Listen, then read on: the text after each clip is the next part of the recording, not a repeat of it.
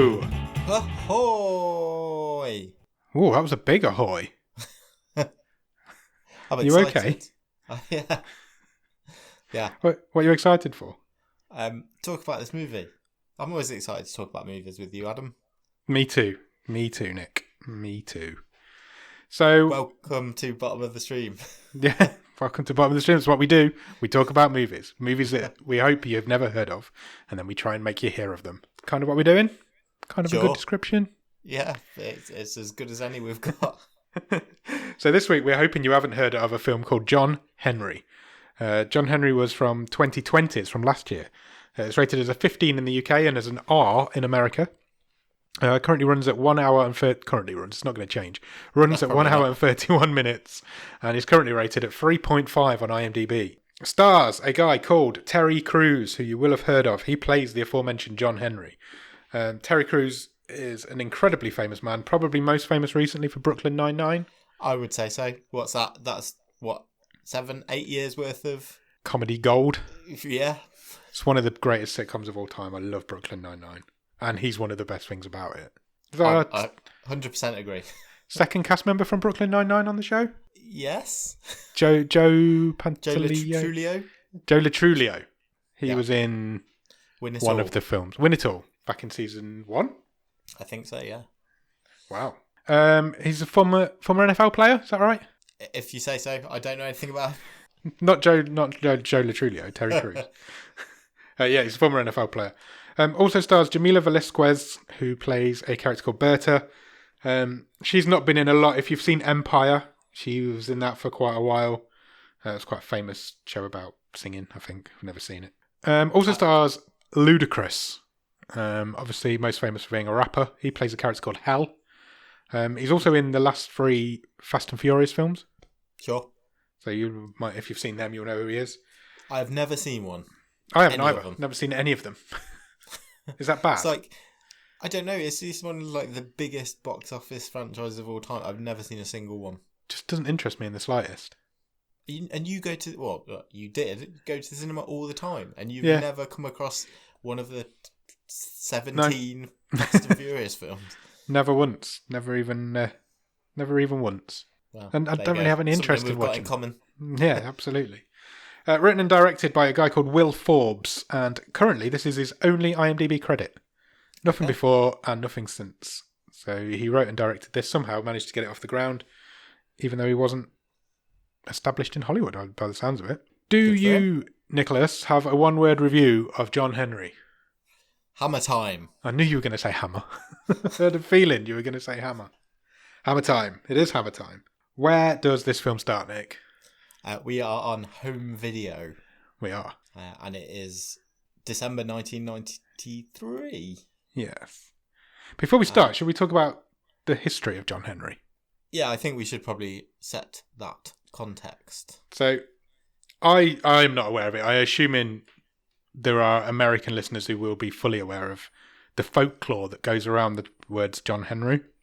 Yeah, I thought it was really interesting reading about this. Yeah, it is. I've got the Wikipedia page up in front of me, so I'll just skim over it, basically.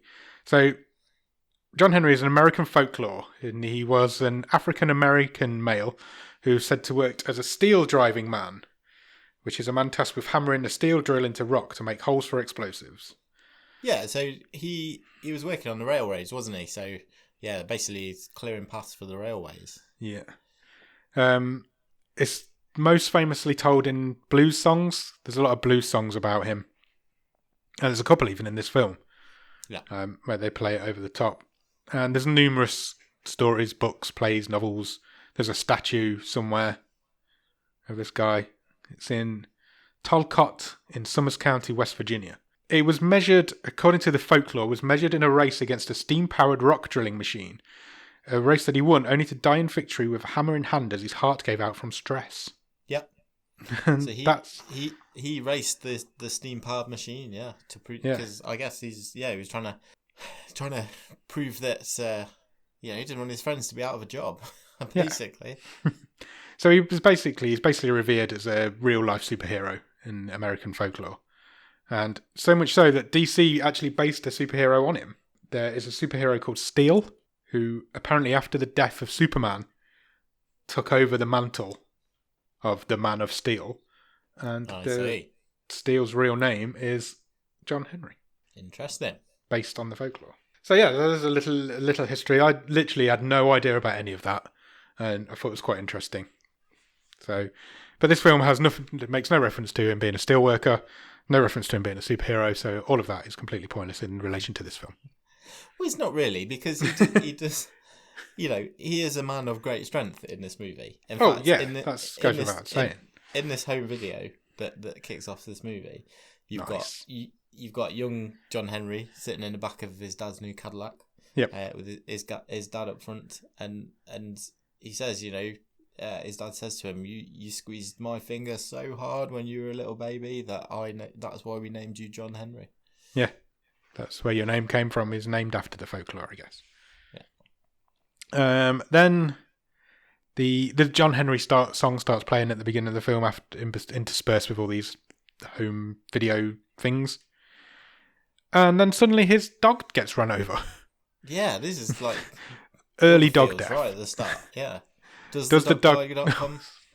Yes, it does. Very early. John is very visibly upset by the loss of his beloved dog, and the driver of the van that hits the dog gets out and actually pulls a gun on John Henry for putting a dent in his car.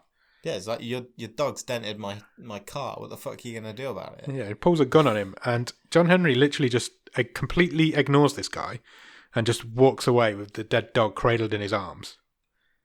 Just blanks him as if he wasn't even there. So this is the sort of guy we're dealing with here. I'm going to say straight away, I'm starting on a positive note. I really enjoyed the soundtrack to this movie. Yeah, the soundtrack is awesome. It's kind of got this mixture, as like you say, of these sort of folksy songs. Yeah, bluesy. But it has also got a real Western motif. Yeah, it really has. Yeah. And there's also loads of rap in there. I thought it was great. Yeah, I really enjoyed the soundtrack. I agree. I did as well. Really enjoyed it. We cut from there to the credit sequence that goes on for a little while, and the John Henry blues song is playing over that. And we cut out of the credits.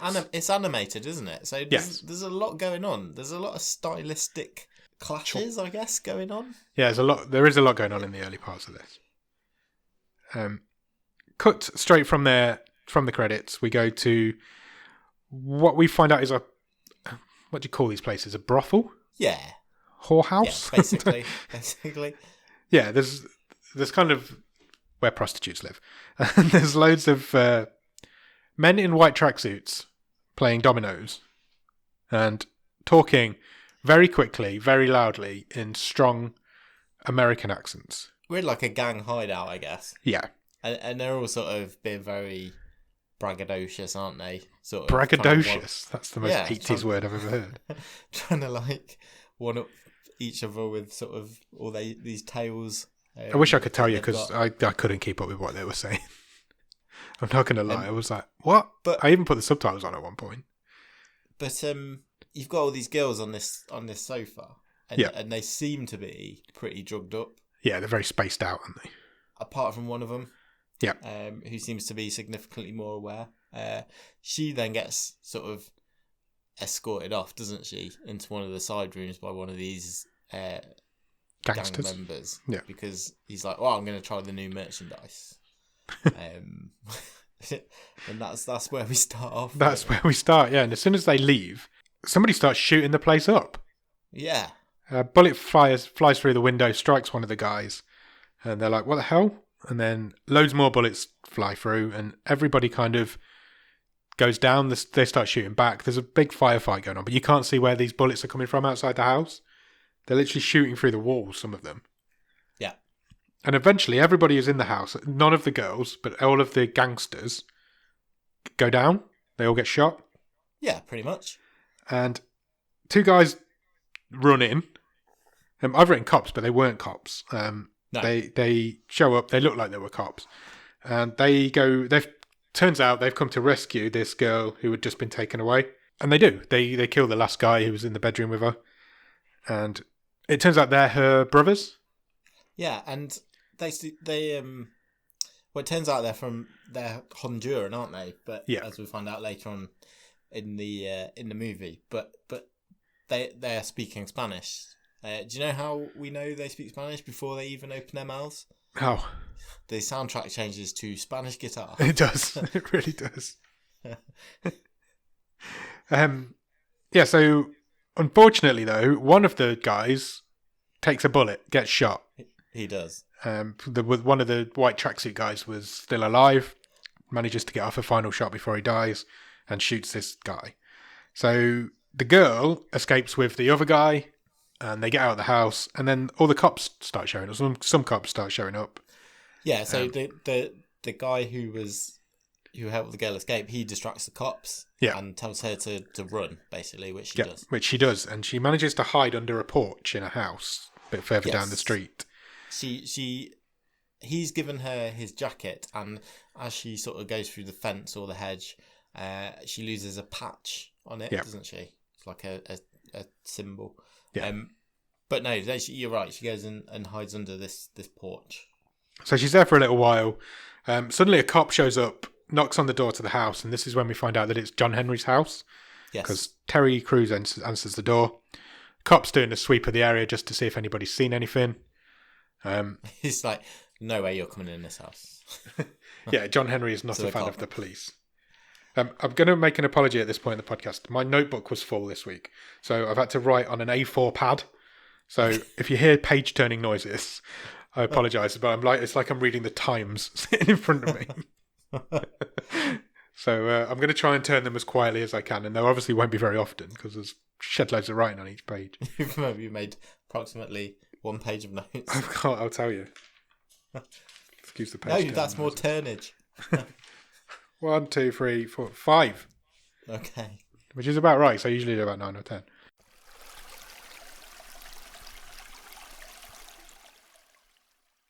John Henry gets rid of the cop disappears, and he comes back out of the house, and he is obviously twigged that this girl's under his porch. Yeah, he looks, because there's like a hole in the ramp, isn't there? And he sort of looks down at her and says, "Do you want to come in?" Yeah, he asks her if she's hungry, and she goes in, and he makes her a sandwich, and he introduces himself. He introduces his dad, who's also there with him. His dad's called BJ, and his dad isn't happy because, in his words, "Why are you dragging gutter bitches into my house?" John gets offended by that term, but he's like, "You literally did just find her in a gutter." Yeah, it did make me chuckle. Did make me chuckle. Also, just before you go on, so John's dad is played by Ken Foree, and do you know what he's most famous for? Go on. He was the lead in the Dawn of the Dead. Oh, really?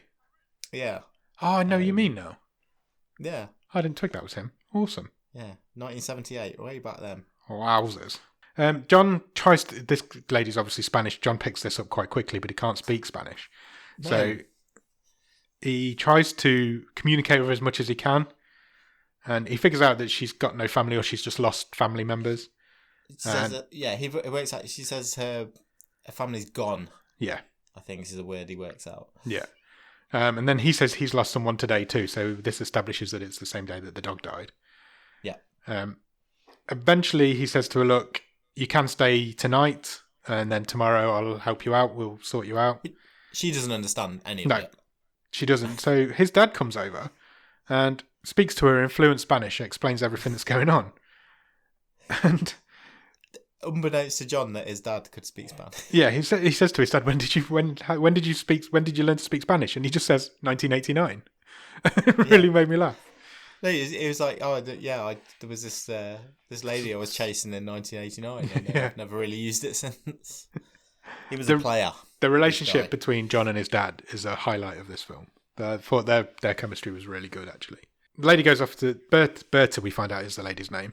She goes off to the bathroom. She comes back, whispers something in John's dad's ear, and it turns out...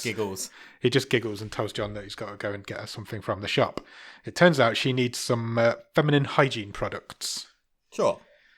So he heads to the shop, and he turns out, because this is quite an embarrassing moment for him, that he used to go to school with the lady who runs the shop. This was a really weird scene. It really was. It was so out of place with everything else. It was really weird. And it makes me think, was this parts of this movie left on the cutting room floor? Because John, as you say, bumps into this girl who he went to school with, and they sort of have a chat, don't they, about whether they've got kids or not, because she presumes he's buying for his daughter. For his daughter. He says he comes up with an excuse about his nieces are staying over or something like that. Yeah. And then, so she recommends a product. Yeah, she helps him out. Yeah. And then their hands touch, don't they? As she's passing him the box. And then some smooth R&B allegedly comes on like the supermarket sound system, but it just booms onto the soundtrack of the film. Yeah. And then they just start... John Henry does a little dance. They have a bit of a dance in the shop. It's totally out of what we've seen of his character before or after this. Completely out of whack with the whole rest of the film. It was very strange. Really weird. It was. I suppose they were just trying to establish that he's a nice guy, even if he's a hard ass. But yeah, it didn't really come across. It just felt a bit out of place and a bit weird.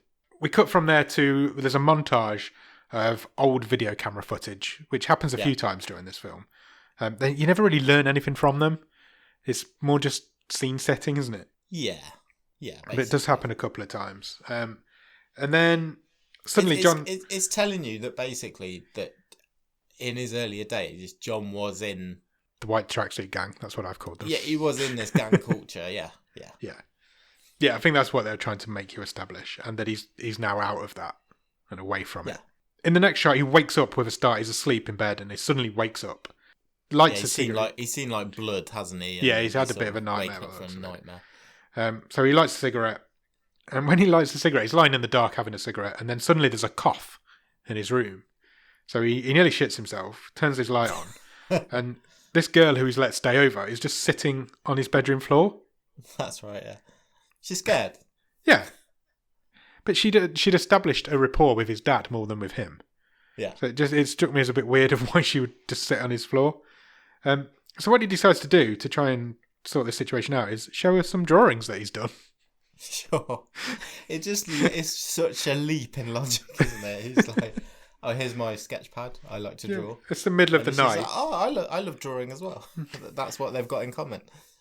Yeah, and but then it was a leap, wasn't it? It really was. Then he starts crying over his dead dog because he can't draw dogs, and he's been trying to draw his dog.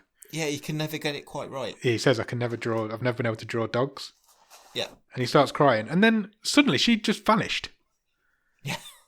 I'm like... Yeah, next morning. What? He turned around, and she just wasn't there anymore. And I'm like, is she real? Is this a dream? What's going on? But I think she just walked out of the room while he was crying because she felt awkward. But there wasn't enough time for it to happen. It just felt really weird. The next morning, that's when we find out that she's from Honduras. She's talking to his dad. They're talking about bats. Bats, it's so random. They have a conversation. Henry, he walks in on this conversation and BJ's like, you don't know what the fuck you're talking about. There's no such thing as a white bat. He's like, this bitch trying to convince me they have white bats. Like, it was just random. Do you think it's true? Do you think there are white bats in Honduras? Yeah, totally. Probably. I've never seen a white bat.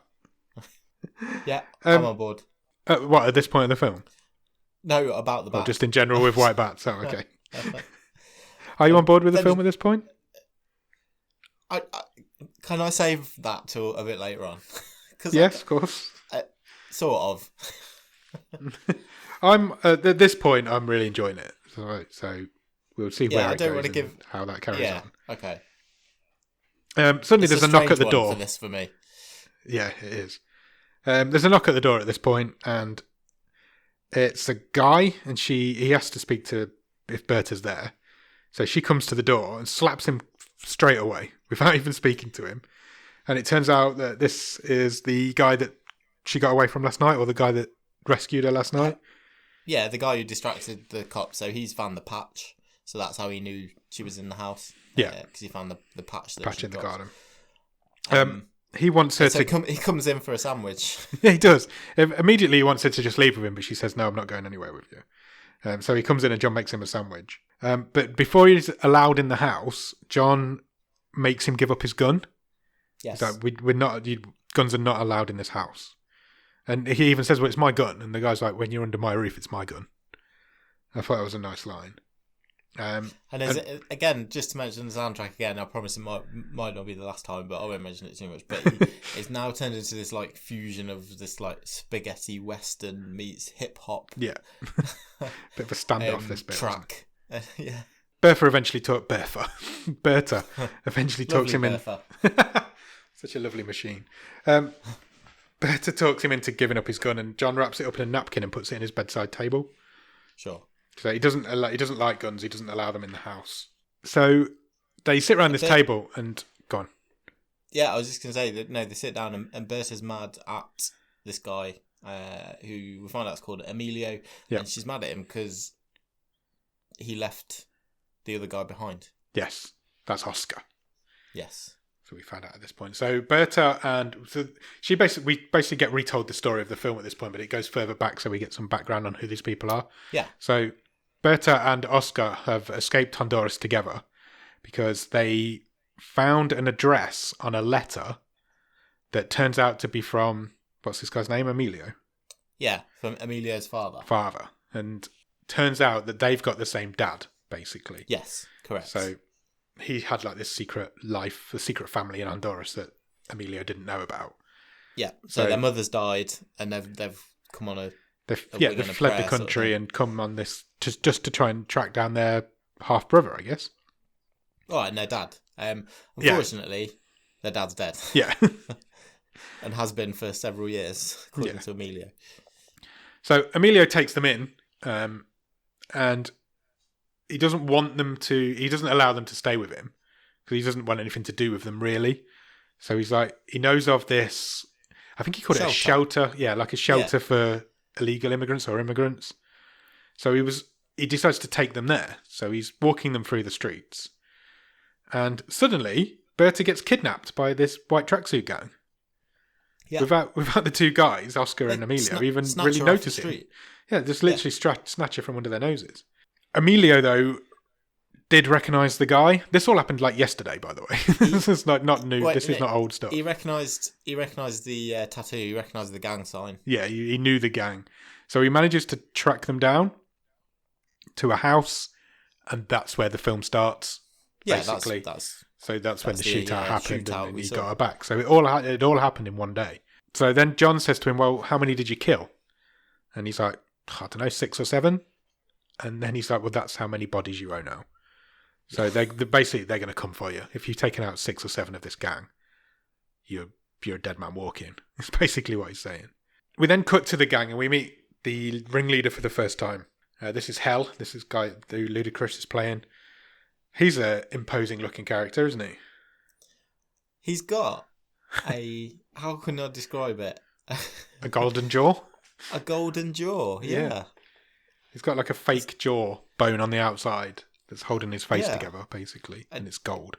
It basically looks like he's like got a facial infinity gauntlet.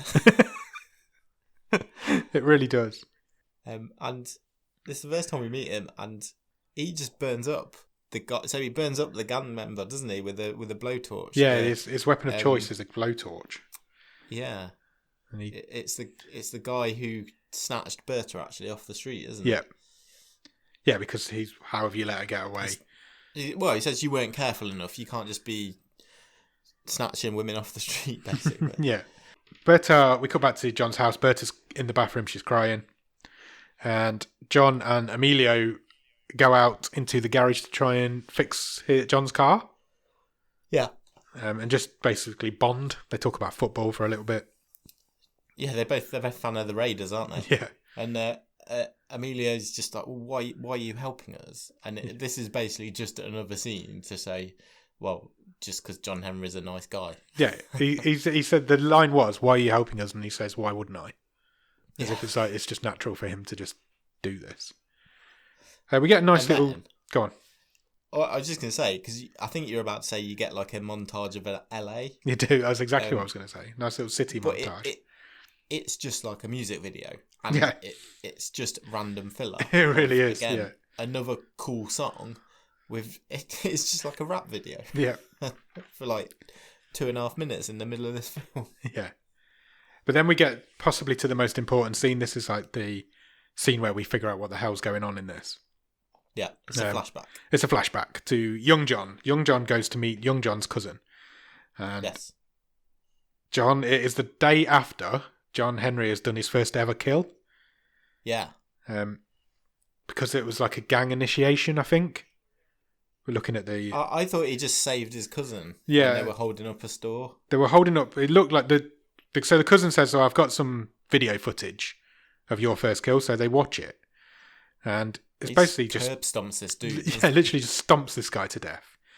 But I think he had his cousin at gunpoint. Right, okay. Because he says, "Oh, you saved my life." Yeah. Okay, that's fair enough. But John's done. He's like, I don't want any of this. I don't want this life. I'm out. Yeah. And the cousin's like, no way. You can't just leave now. We've been working towards this for our entire lives. We've always wanted to be in this gang. We're going to run this place. Yeah. He's like, I'm not just doing it to be in the gang. I'm doing it because I want to become a god. Is basically what he says. Yeah. Then, so the cousin comes up to John. He's like, I'll give you this. And he gives him a gun. He hands him a gun. And John doesn't want it. So he won't touch it. He won't even touch it. So they start wrestling over it a little bit. The guy's trying to give it to him. His cousin's trying to force it into his hand. Yeah, and he doesn't want it. And obviously, you know what happens in films when you wrestle over a gun. I imagine it happens in real life as well. It goes off. We hear a gunshot. It goes off in this guy's face. Yeah. We didn't know that at this point. But it was quite obvious that one of them had been shot and it wasn't John. I think it's pretty clear who his cousin is at this point. Yes, it is. And we find out straight away now because it cuts straight there back to the gang ringleader. And he's got this gold jawbone. So you can put two and two together and say that the cousin grew up to be the big boss man like he said he was going to be. He said he was going to be a god. And he's literally sitting on a throne. Hell is sitting on a throne. Yeah. With his fake jaw because he's got shot by his cousin. John has figured all this out. He knows that hell is behind this. So, obviously, because they're cousins, they share a grandma. Sure. So he goes to his grandma's house. He's like, where is he?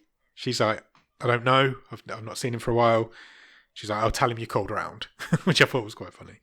And he goes, no, I'll wait. So he basically grabs a chair, sits in the garage, waits for hell to turn up. This was strange as well. Yes, it was. So that doesn't happen. No, it doesn't. Because go on, say you go. So somebody shows up and basically chucks a rucksack at him, and says, "Deliver the bodies in 24 hours or burn with them." Is the line. Yes. So he's like, "Okay, fair enough." And obviously the bag's full of money.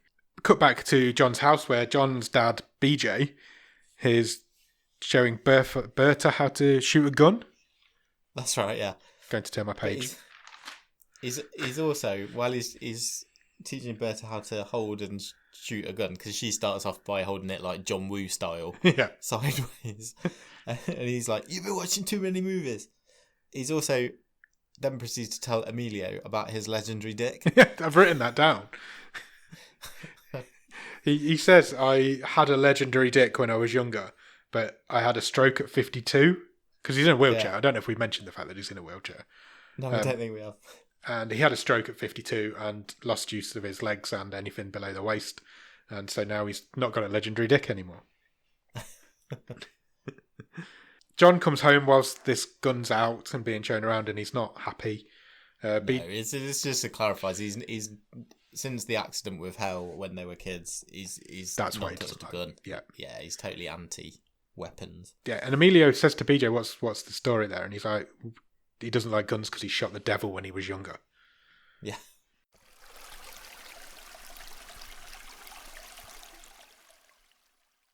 Bertha, why do I keep calling her Bertha? Berta has drawn John a picture of his dog. And it's a lovely picture. It really is. So it's standing in front of its kennel. And and he gets all upset about that again. He's all like, "Oh, I can't believe I've got a picture of my dog now." And he's really, really grateful of it. And then he says to Emilio, come out and help me deal with this car again. We need to do some more work on the car. He heads outside and he hands Emilio the backpack, which apparently has got $50,000 in. Yeah. And he's like, here's some money. You guys need to leave now. Yeah. He says, just get out of town. I'm going to stay here and I'll deal with this.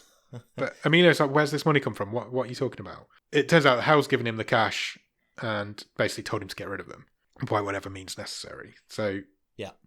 But then they just go in and eat dinner as if nothing's happened. Yeah, because they told John he had 24 hours, didn't they? So yeah. He's not saying leave immediately, to be fair to him. No, I guess not. I think the plan was, like, get them out in the morning, I think is... But it wasn't really... Yeah, it wasn't really teased out, but I believe that's kind of what the plan was. So they'll have a big dinner together, don't they? And BJ takes a bit of a swipe at Emilio, doesn't he? Because he says, look, why are you being nice now when you wanted to get rid of it yesterday? And it turns out at this point that Berta still thinks that Oscar's still alive. She says... There's no way he's dead, I can still feel him, She's got some, like, force thing going on. And Oscar and Emilio's like, no way. He's dead. Yeah, I've seen him get shot. He's definitely dead. And then the baddies show up. So there's a big rumbling outside the house, as presumably they've all pulled up outside. Yeah. And we got another shootout. Yeah, even though they'd been given 24 hours, they didn't get the 24 hours. Even close to. They barely got 24 minutes. Quite early on in this shootout, Emilio takes a gunshot to the head. Yeah, he's a goner. And we lose him. Yeah, we lose Emilio this early in the film. We're not probably over halfway through the film. And then BJ takes down the guy that shoots Emilio. So there's all sorts going on. The tables have all been flipped up. Everybody's hiding. He's suddenly found use of his legs. Yeah, he's got adrenaline rush and he can walk again. John goes to pick up a gun but can't do it. He will not pick up a gun even in this situation. I've written here, BJ is standing and John can't understand how the hell he's standing up. And then unfortunately BJ takes a shotgun blast to the chest. Yeah, but he says to them, doesn't he? You two get out of here. Yeah. I'm going to hold them off. Yeah, he's going to make his last stand. Literally, He stood up. He gets shot in. Right, it's a shotgun blast to the shoulder, I think. But he gets up and through the hole in the table, he spots his oxygen canister on the floor or some sort of gas canister on the floor. Yeah, and he shoots it, and it blows up. The two gangsters blow up, and he also blows up. Yeah, he's definitely watched Jaws, hasn't he? He really has. Unfortunately, the drawing of the dog also got blew up. We get like a lingering... We lose BJ at this point, who's the best character in this film, but we get the lingering picture on the drawing dying.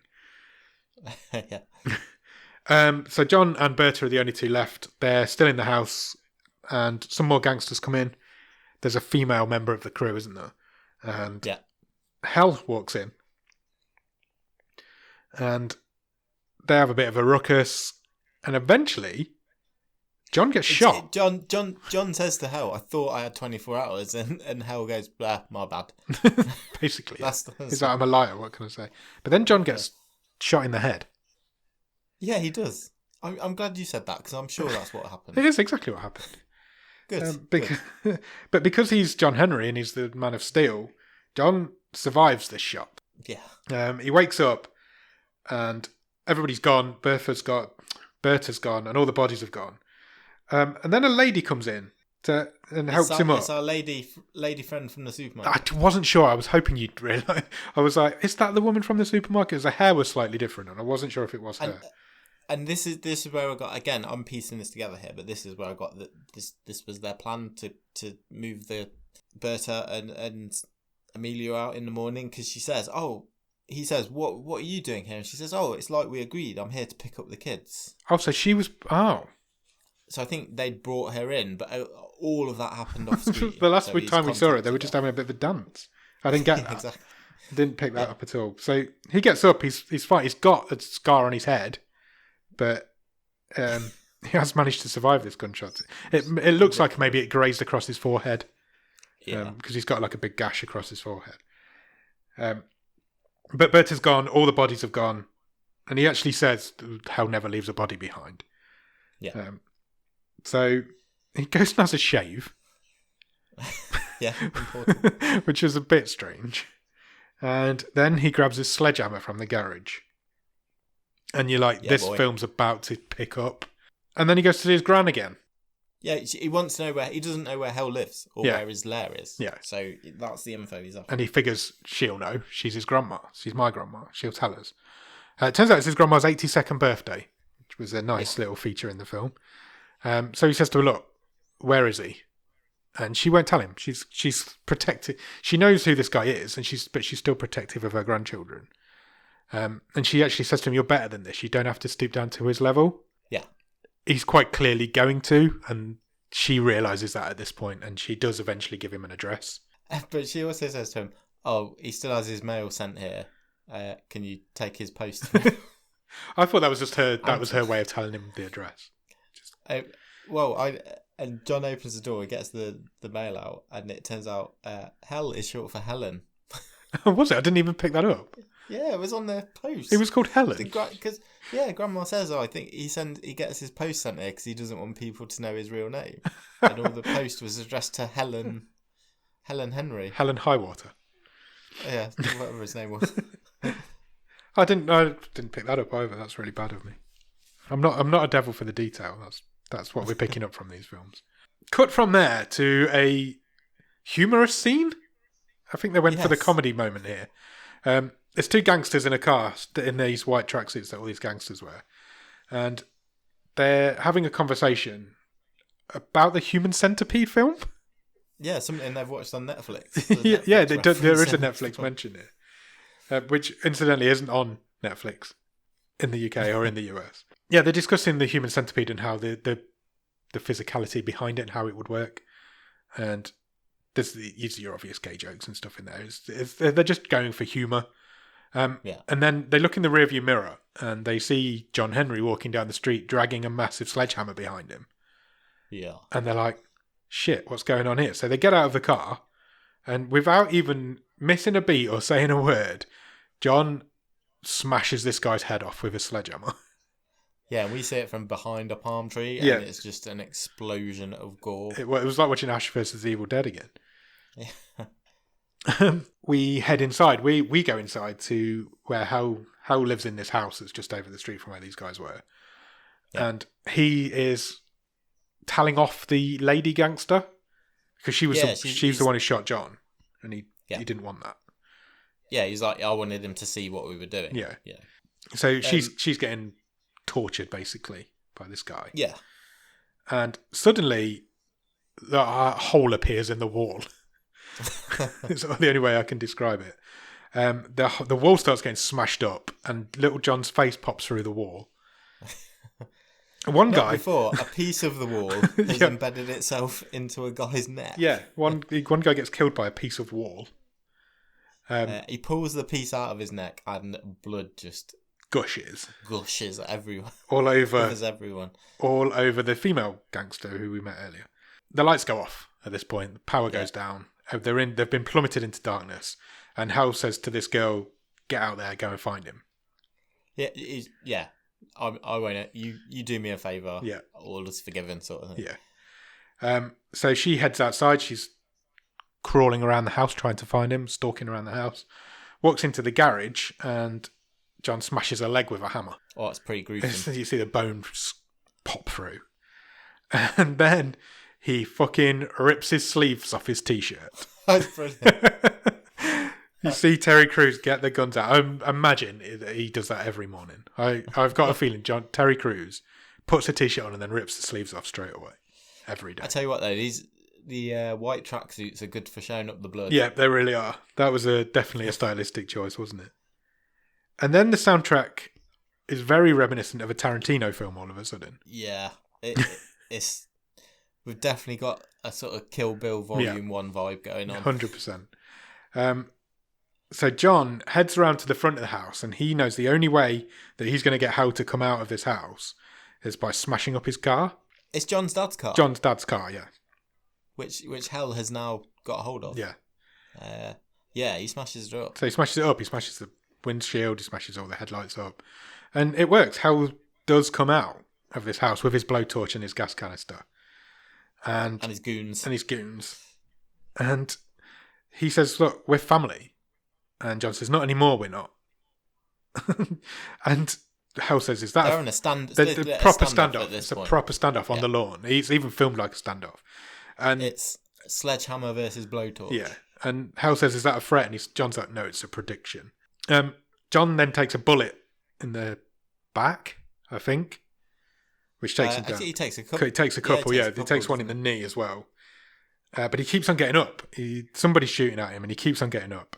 Hell says, why don't we hit him where it really hurts? And then he brings out Berta and Oscar, who is still alive. Yeah. Oscar, incidentally, is played by a Netflix guy. Have you ever watched American Vandal? I never got around to it, no. It's really good. And one of the documentary film main guys from that is the guy who played Oscar. So he has a Netflix history. I've actually written it. I'd forgotten about these two. It had been a while since we'd seen them. So John is basically shot up. He keeps getting up. He won't stay down. There's a crowd around because it's just in a normal standard family neighbourhood. So the neighbours have come out to see what's going on. The neighbours are crowded around. Yeah. A kid runs over to John to try and hand him his sledgehammer. Yeah. And somebody shoots, the kid hits the deck. So you think it's the kid... It's a fake out for the audience. Yeah, it is. You feel like think that Hell's had the kid shot. Yeah, somebody shot the kid, but it wasn't the kid. The kid didn't get shot. The lady gangster just fired. Did she fire at? She fired at somebody. She shot the goon who had shot John. That was it. Yeah, she shot the other guy. So she's kind of helping John out now. So John gets back to his feet for the last time, picks up his hammer. Hell then. So he's stood in front of Hell, and Hell was like begging at this point. Yeah, he's backing away, and then he trips over. He trips over his own gas canister. Yeah. And so Hal is now lying on his back on the grass. John's standing over him. And Hal screams, you ain't no killer. And John says, I ain't a killer, I'm John Henry. And then he swings that sledgehammer down and smashes his head in. And I tell you, I did leave the subtitles on. Yeah. And would you like to know what the subtitle was for John Henry when he hits Hell's face off with a hammer? Go on. It simply says, wet crunch. It was like a wet crunch. That's not a bad shout. As soon as he hits Hell with this hammer, John falls backwards himself. Yes. The next thing we see is John opening his eyes, and Berta and Oscar are both looking down on him. Yeah, and they thank him. They just thank you. They say, thank you, John. The John Henry blues song plays again. Somebody grabs his hand. Don't think I know who it was. It was probably Berta. And then the film ends. Yeah, so the line of the song that plays is, it says he laid down his hammer and he died. Yeah. As per the folklore. And that's it. That's it. What do you think? Right. I thought this was a really strange one because this is a really low rated movie. Yep. On, as you say, 3.45. Yeah, 3.5 I think. On IMDb. And in parts it's absolutely ridiculous. Yeah. He gets shot in the head. He does. What's that dance scene about? It's really, there's so much of it that doesn't make sense and it shouldn't work. But I really enjoyed watching this. Yeah, I did as well. It's definitely worth more than a 3.5. So much music knows I shouldn't like this because it doesn't make sense. It's stupid. You know, we had to go at that film last year, Dark Light, where someone got shot and then just came back. But there's something about this. It worked in the context because you're supposed to think of him as a strong ass superhero. It kind of worked, and he did have a graze across his forehead, so it kind of explains to you that it missed. I don't know. I thought it was a lot of fun. I had a lot of fun with it. I enjoyed it. Me too. Me too. I always inspired myself, sort of thinking, I don't think, like I say, everything about this is like, I shouldn't like that or that should annoy me, but it didn't, and I had a good time. Yeah, I had a really good time.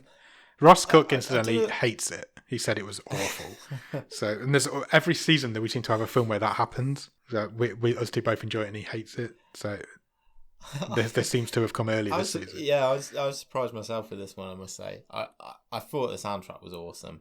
and that went a long way for me. I've done a bit of reading in the couple of days since I've watched this, actually. Yeah. And it took an absolute panning from sort of critics. People criticising Terry Crews' performance, Ludacris's performance, which I think is odd because Ludacris is in literally 3 scenes. Yeah. And has got about 2 lines. So yeah, it's harsh. I think that's a bit harsh. But then I did a bit more reading, and it turns out this actually was this was the number 1 film on Netflix in the States for a couple of weeks when it came out. Oh, really? And I know we were, obviously we're still in a pandemic, but I know this was that sort of last summer, sort of really at the height of things, and maybe it was, a bit of an easy audience, but it seems to be one of those that's a bit higher on the audience rating than the critical one, and I really enjoyed it. I really enjoyed it as well. Leave your brain at the door, don't get me wrong. It's stupid. It's stupid, violent. Terry Crews is fantastic in it. It's probably the first time I've seen Terry Crews not try and be like silly funny, because he's known for being a silly funny comedian, isn't he? But yeah, sure. And he plays this dead straight, and it really works for him. I don't know what Ross's hatred of it, where that stems from, because I had a lot of fun with it. It felt like it finished too soon for me. I do think there's stuff left out. Like I say, you had to fill in a lot of the gaps yourself, which again didn't really make sense. When I had to rack my brains when the lady from the supermarket showed up. Yeah, it was. There was no relationship there. Here to collect the kids. What? Because it felt like that was the first time they'd seen each other since school. Yeah, exactly. Yeah, that was a bit. Something had been cut there, obviously. But no, I have no issue with it. We always say this. Look, we're grading on a curve compared to completely. Some of the stuff. Compared to some of the stuff we see, this was a breeze. Yeah. And yeah, I had a fun time. Agreed. Do you want to try and turn the tide on it? I could have took another 15 minutes of this. Yeah, I'd agree. Just John Henry, give me some more braining people with that sledgehammer.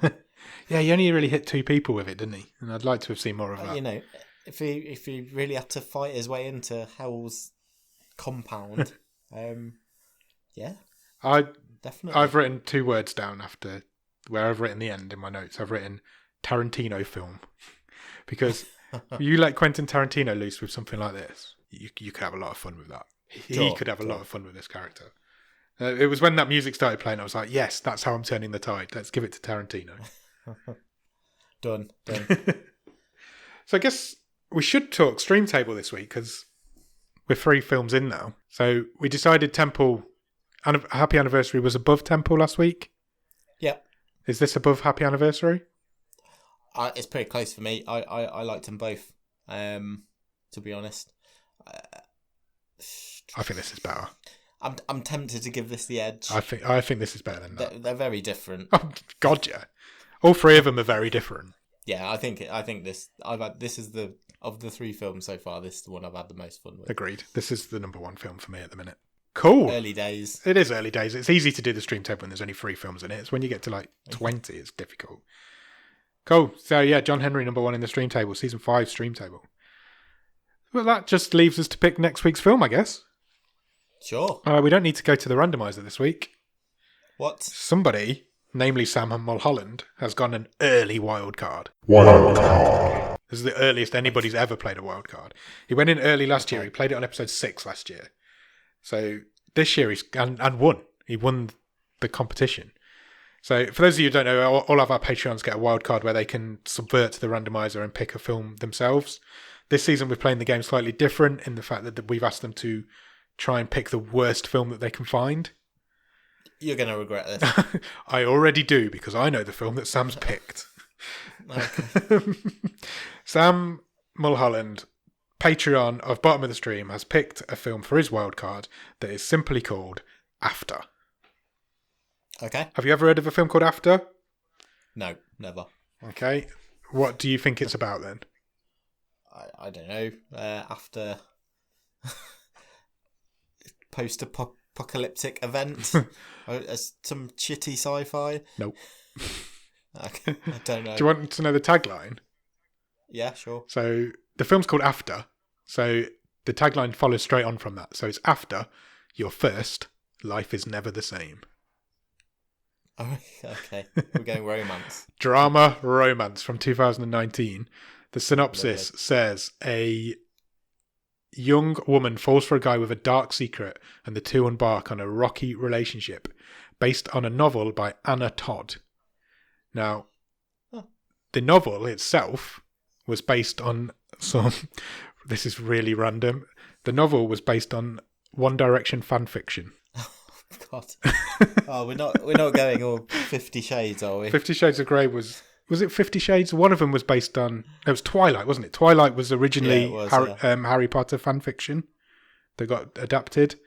So this is One Direction fan fiction adapted to novel then adapted to film. Okay. I mean, well played, Sam. That's definitely out of our wheelhouse, I think. Completely. On IMDb, though, it is rated at 5.3. So It's rated higher than John Henry. So I don't know. I don't